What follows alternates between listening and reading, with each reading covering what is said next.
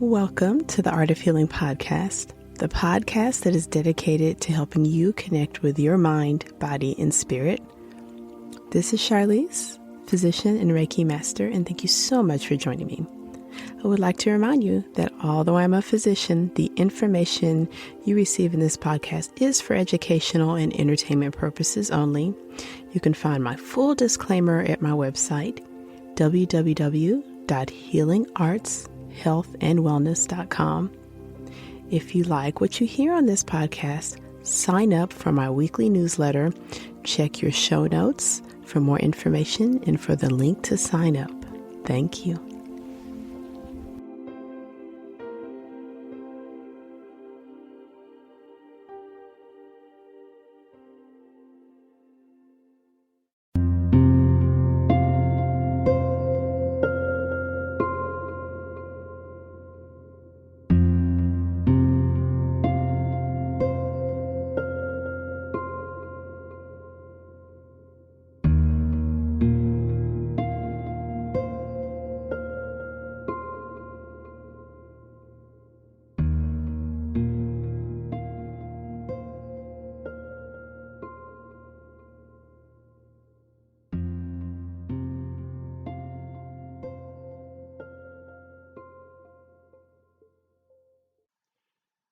Hello, and welcome back to the Art of Healing podcast. This is Charlize, your local Reiki practicing physician. Just kidding. But thank you so much for joining me again. Um, Today's episode, I thought I would describe my experience and what it's like to be a physician that practices Reiki. Um, it's probably not quite what most people will think, but definitely it's a blessing to my practice. So, physicians, clinicians, and I'll group anyone that provides one-on-one patient care.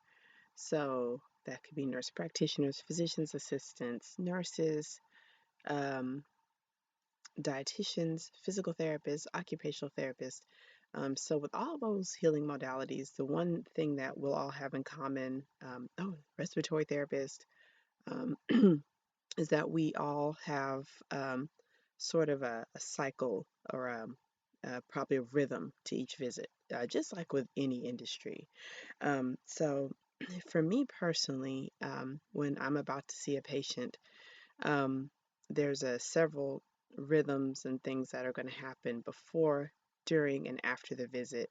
And it's pretty universal. Some things might be different. Maybe there's a minor procedure or something like that. But for the most part, there's going to be like a session that I have not either I haven't met the patient yet or they haven't come in, where I'm reviewing their medical information um, by electronic record now in modern times. Used to be maybe reviewing a paper chart.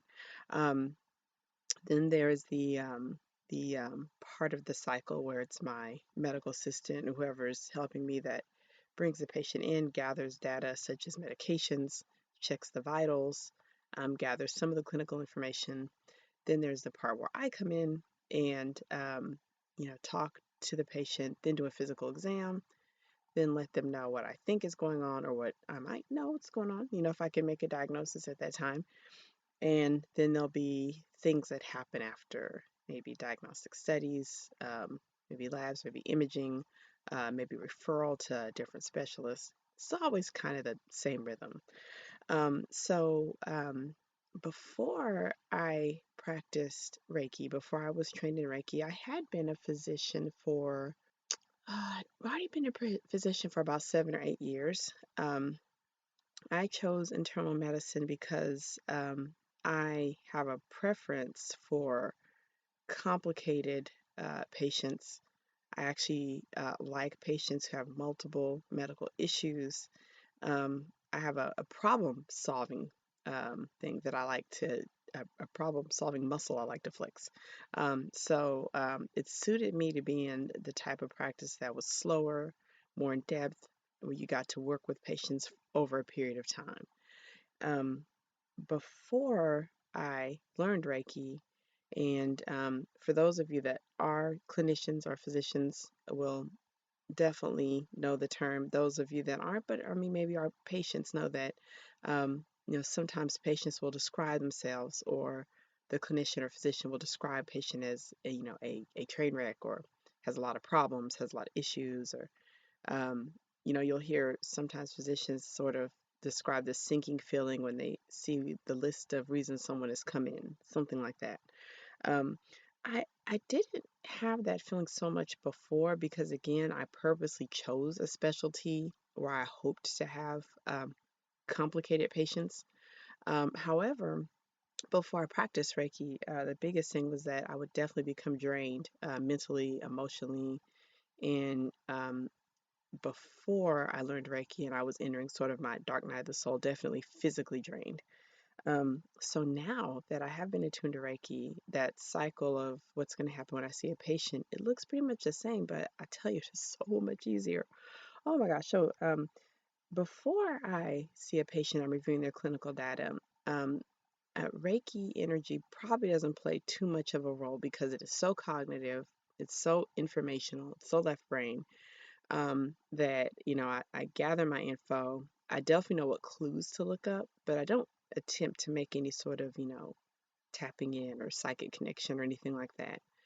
Um, but one of the places it definitely helps is when I first walk in a room and my the first impression, which before learning Reiki, I had been trained clinically that you can assess a patient before they even begin to talk. You can just look at them, look at their posture, look at their body language.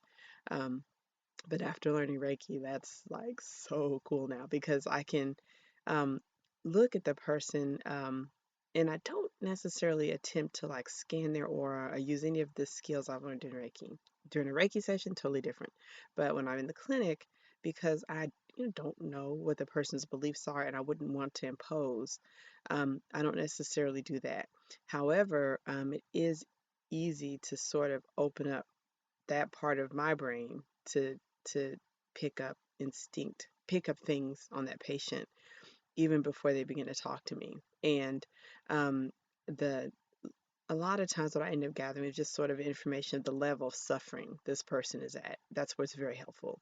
Whereas they may tell me on one hand that they're, maybe come in just to meet me, don't have any issues, but just that sort of quick energy sniff or whiff, I can tell this person's nervous, afraid, hurting, problems going on. Um, so that's nice. Being a Reiki practicing physician, that I know to sense that and I don't have to force it, just know that it's there and be sort of prepared for what really brought the person in. Um, the next place that Reiki helps immensely is in the listening, in the history taking or the listening. Many patients complain, so much so that it's actually a institutional wide issue in medicine, that when they first meet a doctor, they are interrupted within 2 minutes of speaking. They begin to speak, and the clinician, but this one I'll say particularly physicians, because I don't really know for the other sort of one-on-one care providers, will interrupt the patient within 10 minutes with redirecting questions. And for many patients, this experience is abrupt, it's jolting, it disrupts their train of thought, and is traumatizing. It's frankly traumatizing because odds are the issue they're discussing is sensitive, is causing pain. And so they feel dismissed within 2 minutes of the encounter. Um, my nature is that I am a slow speaker, and I often joke I'm actually a very slow thinker. Even as I'm um, as I'm learning and as a beginning podcaster, I sort of laugh when I listen to myself. So I think, oh my gosh, my podcast is a cure for insomnia. I speak so slowly. Am I putting people to sleep? That's an aside. Anyway, um, so um, so I myself had never been much of an interrupter, although before learning Reiki, I understood the urge because um, we are in American traditional medicine, we're pressured for time. Our structure of our healthcare for primary care is based on a time-based system that allows a certain number of minutes per patient. So while I never would be a frank interrupter, I would feel a little itchy and a little nervous within a few minutes. This is before I learned Reiki. Since learning Reiki and having done it for 5 years, and I definitely understand where it comes from much in much more depth. I don't think that physicians that do that are trying to not listen to the patient. They're trying to maximize their time with the patient. However, as a Reiki practitioner and understanding energy medicine in combination with internal medicine, I understand now that the listening, the story, that history I'm going to get is the most important aspect. Um, so, one of the things before I learned Reiki was, of course, I would get really worried about that time, and I'd worry if the patient sort of meandered, or I perceived meandered off the topic. Now, having practiced Reiki on many clients, having done distance Reiki on many clients, even having performed Reiki in a clinical setting, um, I now understand that the story, wherever it goes, that is the gold. That is it. That's where it's at. Um, it's so fun to me to even see this now. So if I have a patient who comes in with a family member and the patient begins to describe the story, and because everyone in modern healthcare is so trained on this sort of, watch the time, stay on topic, don't tell the doctor that, that doesn't matter. So I can even witness now as the family member gets upset when a patient comes in and, says, oh, I have this abdominal pain and it hurts right here. And they'll pause and say, when I was 5 years old, um, I ate some ice cream and it made me sick and my mom got upset with me. And I'll see the family member get really upset. But as a Reiki practitioner, I know that that story they're telling me, that's why they're here. Now, maybe the story is going to be kind of hard to box into the specific topics that we like to have in traditional medicine. So there may be somewhat of a challenge for me to translate that into clinical information, but not too much really. So I am completely okay with sitting and letting this person tell me a story that seems totally unrelated on the surface to why they're here, understanding that, we are made out of energy. Our physical bodies are energy, but we've got an energy body that's mostly invisible. And while they may be here for a physical symptom, there's definitely an energetic scar that's screaming and letting me know, letting the patient know that here's the source of the problem. So in that part, I just take so much joy out. I can't describe how fun that is to be able to listen to my patient's stories, and they seem so unrelated to why they're here, but I know that they're not. Um, so that listening and also having learned Reiki, there's and this it's hard for me to describe. I try to describe it sometimes to my friends, my physician colleagues. Um, Once you have strengthened your intuition with Reiki, if you're a Reiki practitioner, you know this, or you do any sort of holistic healing modality, you know this, that your senses become finer tuned and they become sharper and a little bit more effective, or a lot more effective. Um, for me, my auditory sense seems to be one of my strengths, and as a physician, I can use this at times if I'm with a patient who is really struggling to tell me their story. If this is a very painful story and they're becoming very emotional, um, and I know they need to tell me, but this is becoming too hard for them, that maybe a time I won't say that I necessarily invoke Reiki, but I do tap into my one strength, which is I can sort of listen on multiple bandwidths. So if I sense the patient's getting there and I sort of just let them get through what they need to, and then I grab the info I need. And then maybe I am using a little bit of Reiki at that point where I can go deeper than what they're telling me and then easily just sort of um, question them in a way so that it's not traumatizing, but say, okay, it seems you're upset. And my sense is that you've got, a pain here in your abdomen. It sounds like it's been there a long time. You think maybe even since you were 5. So does that sound about right? And, they'll usually agree, and then we can move past that. There's probably a great term for that, maybe empathetic listening or something like that, but that's definitely one of the strengths is in the history taking. Physical exam for physicians, we're pretty much trained all the same way in how to conduct a physical exam, and then it becomes specific to your specialty as far as what parts of the exam there's going to be details on. As a Reiki practitioner, one of the unexpected side effects, I did not think this would occur, but after um, getting more experience in both areas. When I first learned Reiki, and I've mentioned this a few times on my blog, I intended to just only treat myself. I was looking for some things I could do for myself to keep myself healthy, help myself through stress and anxiety. So I did never think I would be performing Reiki on others. But of course, the way of Reiki and any sort of higher energy is that it's going to spread. It doesn't usually just stay contained, which is good. Thank goodness. Um, so before I learned Reiki, doing a physical exam, I always followed sort of the same format. And I'd gather details, listen to the heart, listen to the lungs, listen to the abdominal, the digestive sounds.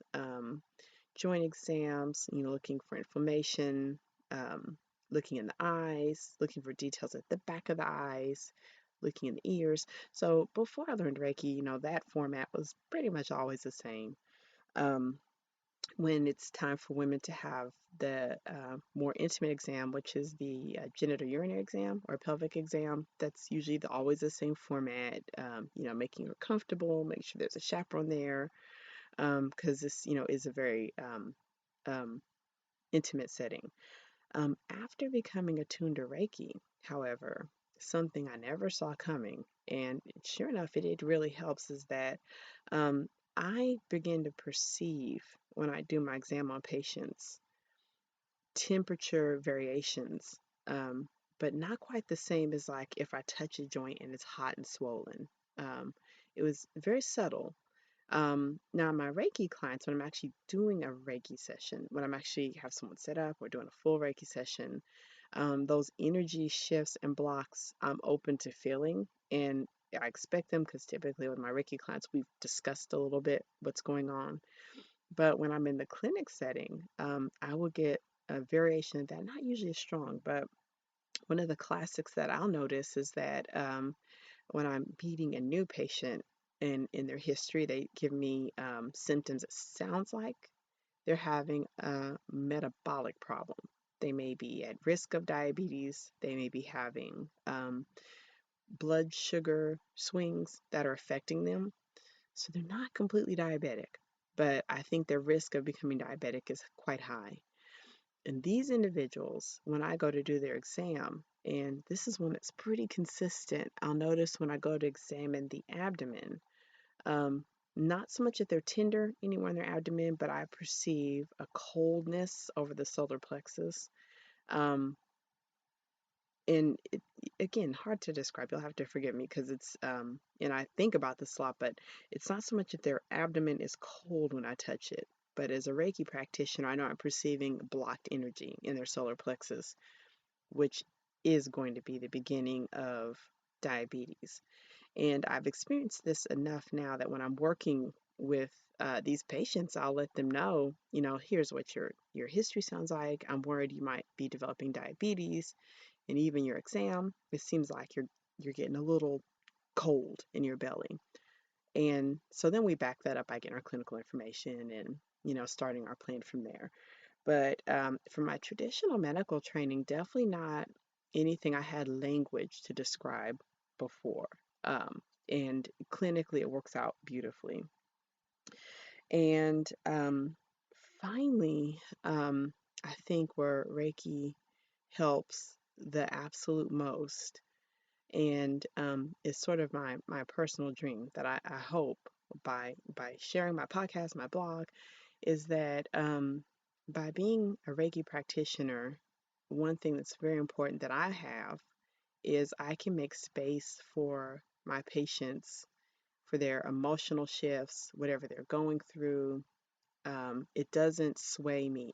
It doesn't take me with them. So when I meet a patient, maybe someone who's really having a lot of suffering, and they're crying, they may be upset, just, really deep in their experience.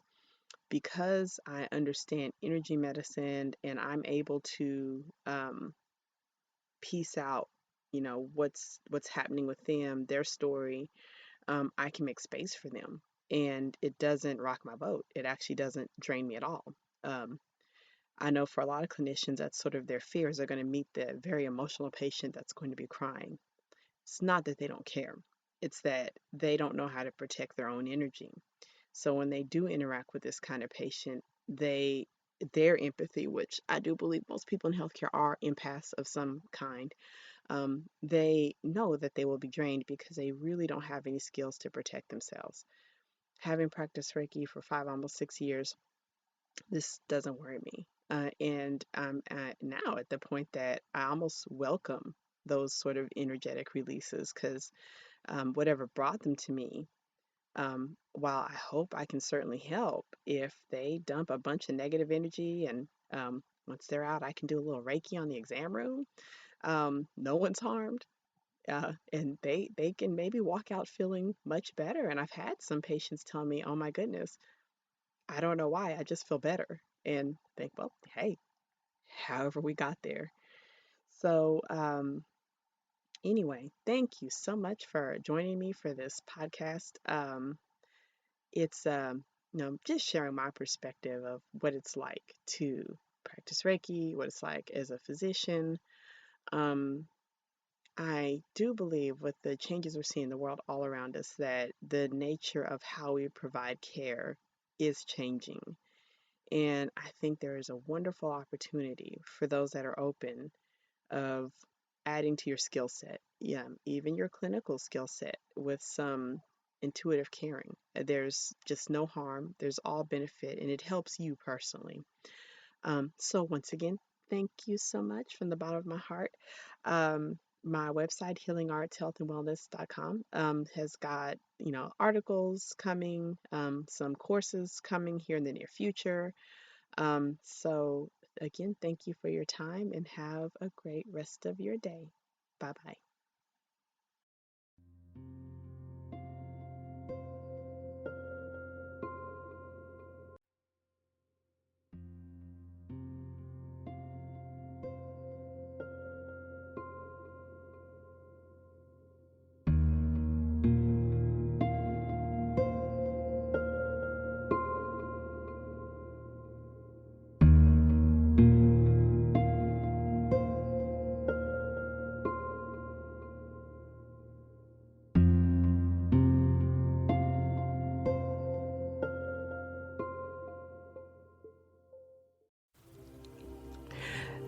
Thank you so much for joining me for this episode of the Art of Healing podcast. Once again, this is Charlize. You can find out more about me at www.healingartshealthandwellness.com. Did you know I have a blog as well as online courses? Check your show notes to sign up for more information about healing arts, health, and wellness. Thank you. Please feel free to share this episode with your friends, family, and loved ones.